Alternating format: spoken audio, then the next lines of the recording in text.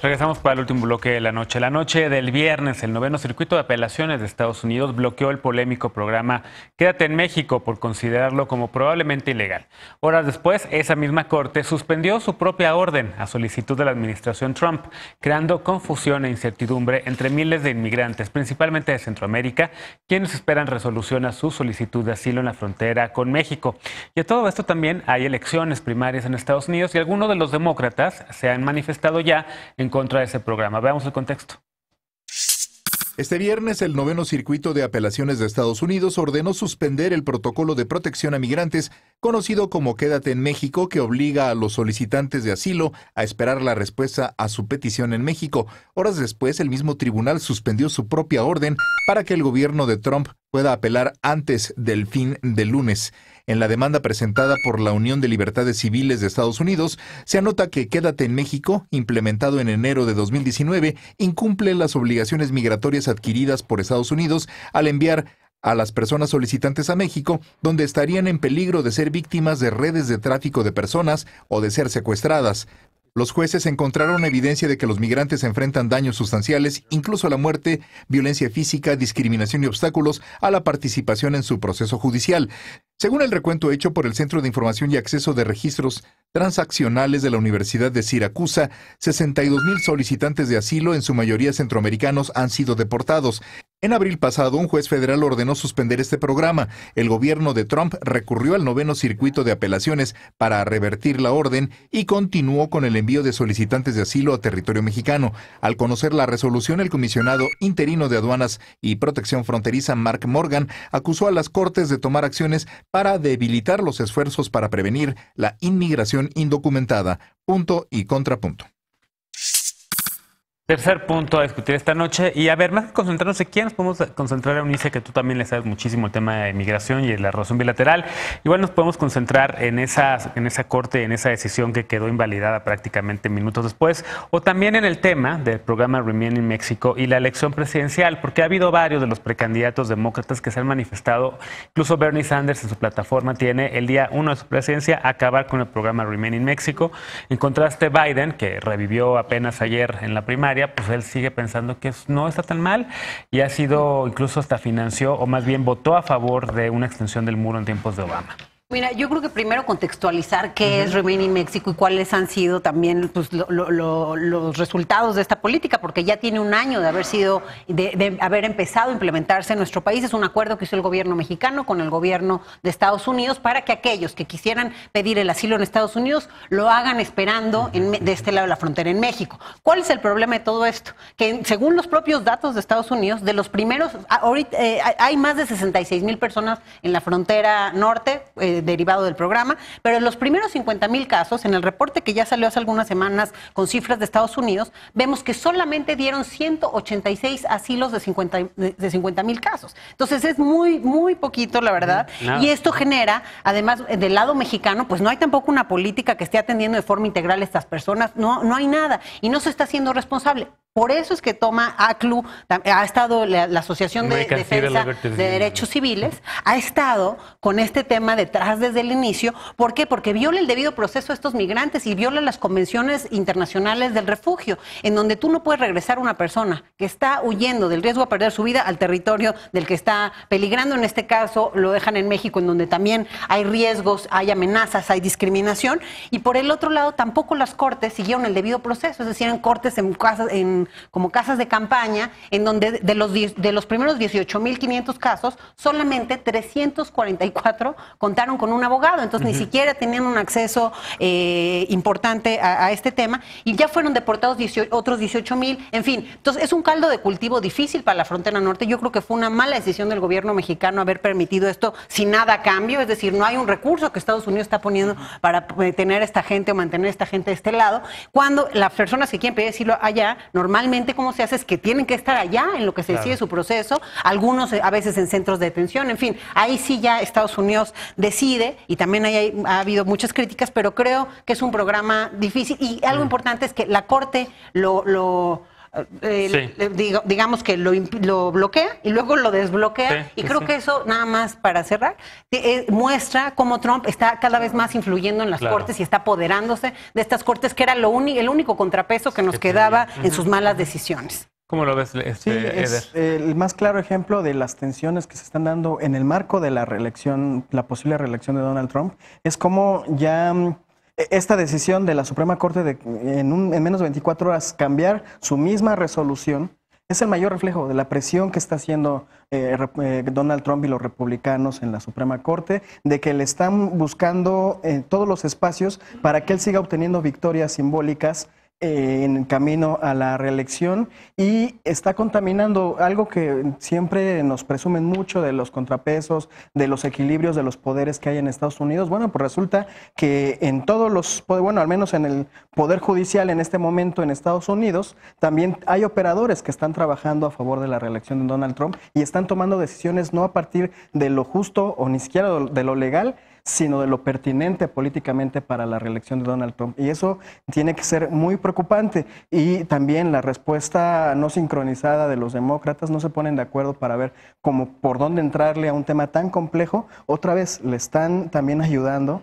a que el discurso populista feo de Donald Trump tenga más impacto, tenga más profundidad y al final tenga éxito. Ahí me preocupa mucho porque al final quienes quedan en medio pues son las personas migrantes. Claro. ¿Cómo lo ves? Sí, bueno, yo más bien un poco más en defensa del Tribunal de Apelaciones del Noveno Circuito. Para empezar, la decisión que ellos tomaron es bastante interesante, retoma todos los argumentos de todas las organizaciones de defensa de derechos humanos que han litigado estos casos y que reconoce primero que viola estas obligaciones internacionales que tiene por el Refugee Act. Pero no solo eso, sino dice, también estás violando la ley de 1996 de inmigración y estás dejando desprotegidas a las personas por su derecho a la defensa. Yo no creo que sea todavía, es muy aventurado decir que hay una presión por parte del gobierno de Trump de revertir esta decisión, porque para empezar no se revirtió, sino más bien se aceptó una moción para suspender el cumplimiento de esa orden hasta que no se presentara la apelación ante la Suprema Corte de Estados Unidos. Sí. Ese por uno. Y luego, por otro lado, el domingo también en Washington, un juez de distrito también ya reconoció, resolvió que quien está como director de Ciudadanía y Servicios de Inmigración, que está como un director provisional, lo fue designado de manera ilegal. Y por lo tanto, como fue designado de manera ilegal, todos sus actos administrativos que hizo son ilegales y se van a revertir. Y no solo eso, sino también están viendo que muchos de los directores que están dentro del Departamento de Seguridad Nacional están designados de esa forma. Entonces yo creo que también las organizaciones están viendo muchas otras estrategias de cómo revertir estas políticas que violan derechos humanos. Econa, ¿cómo lo ves? ¿Y cómo afectaría la relación? A ver, este tema evidentemente le ha creado muchos problemas internos al gobierno del presidente López Obrador, un cambio en nuestra propia política migratoria de cuando arranca su sexenio con abriéndole las puertas a los inmigrantes, recibiéndolos hasta con mariachis, a de repente lo que está pasando ahora, ¿no? Lo hablábamos justo la semana pasada, que también estaba Eunice el miércoles, esta ausencia de condena sobre lo que fue la decisión de la Suprema Corte respecto al asesinato de un connacional, de un niño connacional en la frontera, ¿no? Y de esta permisividad que se le da de facto a la patrulla fronteriza para agredir en suelo mexicano. Pues decíamos en ese entonces, ojalá mañana el canciller eleve el posicionamiento, pues no ha sucedido. Y creo que lo podemos llevar también a este tipo de cosas. Tampoco vemos un gobierno mexicano, como decía Eunice, que no solamente desde hace un año, sino que en los últimos meses esté haciendo algo para no ser usado o que no nos toque el coletazo de estas decisiones autoritarias y racistas de Donald Trump. A mí lo que me preocupa es la última milla, por decirlo de alguna forma. El hecho del retorno de migrantes y no necesariamente connacionales, Y el reporte de, por ejemplo, Médicos Sin Fronteras, que a principios de febrero hablaba que en 44 personas a quienes les brindaron atención mental que habían sido regresados bajo el protocolo de protección a migrantes, de 44, 33 habían sido secuestradas 7 días anteriores por el narcotráfico. Los están usando como mercancía y el problema aquí es, todo esto sucede en Tamaulipas, una entidad catalogada por el Departamento de Estado de Estados Unidos que tiene un nivel de violencia a nivel 4 que es similar al de Siria y Afganistán. Entonces hay una confusión. Y ahí los están regresando. Y ahí los están regresando. Los están poniendo ahí en ese lugar. Y esa es parte del Remain in Mexico. O sea, esa es la parte de espera o sea, tan deshumana, tan egoísta y tan racista de espérenme ahí en el infierno que es Tamaulipas, lejos de cualquier protección. Y lo que más me duele es al gobierno mexicano no haciendo nada en consecuencia. Sí. Pero incluso como le ha funcionado a Trump este programa de Remain in México, porque solo ha dado 186 asilos, repito, de todas esas personas, entonces ya tenía nuevas ideas, que era mandar a los mexicanos a Guatemala, a los brasileños también a México. Entonces sí es importante lo que se resuelva en este caso, porque sí son muchas cosas las que se desagregan de esta situación. Estados Unidos y el gobierno de Trump tiene que probar por qué decidió esto y cómo no está en contra de estos principios que ya menciona la Corte, y sí me parece importante que no haya una presión, porque sí ha influido, por ejemplo, lo hablábamos también acá, puso 7 jueces, desde que tiene mayoría en el Senado, sí ha tratado de meter jueces que hagan contrapeso a las Cortes Federales, que era lo único que, por eso se canceló lo de los Dreamers, la maldición de los Dreamers, lo de los musulmanes, el tema de que las policías locales participen con el ICE para atrapar migrantes. Todas esas decisiones de Trump se han ido cancelando gracias a esas cortes, pero desgraciadamente a partir de que tienen la mayoría en el Senado, se ha ido tomando más fuerza y bueno,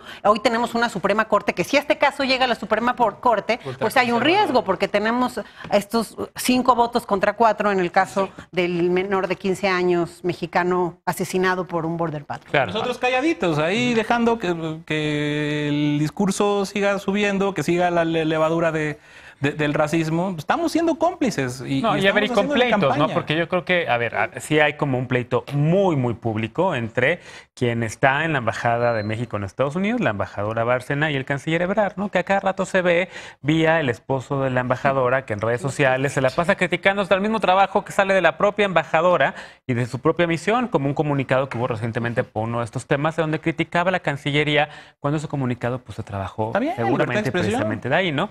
Entonces, como libertad de expresión. Están evidentemente trabajando el 1-2. Pero bueno, ¿qué más decir de este tema de la relación bilateral y cómo está afectando? Yo sí creo que hay una esperanza en el hecho de que si los demócratas o uno de los demócratas gana la presidencia de Estados Unidos, el Remain in México se acaba inmediatamente. Depende de quién sea, ¿no? Sí, depende de quién sea, porque Biden en efecto... Sí, además siempre los candidatos se atreven a decir más cuando están en campaña que cuando ya están en la silla presidencial, ¿no? Sí. ¿Cómo crees? Aquí en China. Hay una cosa, hay una situación que aquí lo estamos viviendo en México, pero si se cancela Remain in México, esa crisis que tenemos aquí se pasa del otro lado de la frontera. Bueno, entonces que empezaron a ir, creyeron que ya podían llegar a Estados Unidos, incluso hay imágenes de los migrantes, ya se acabó eso. Con la copia de la sentencia y todo, sí. Entonces, sí tienen que estar preparados para recibir a todas estas personas que mantuvieron ahí relegadas por mucho tiempo y para también darles una atención adecuada, ¿no? Aquí en México nos hace falta muchísimo para garantizar siquiera su seguridad.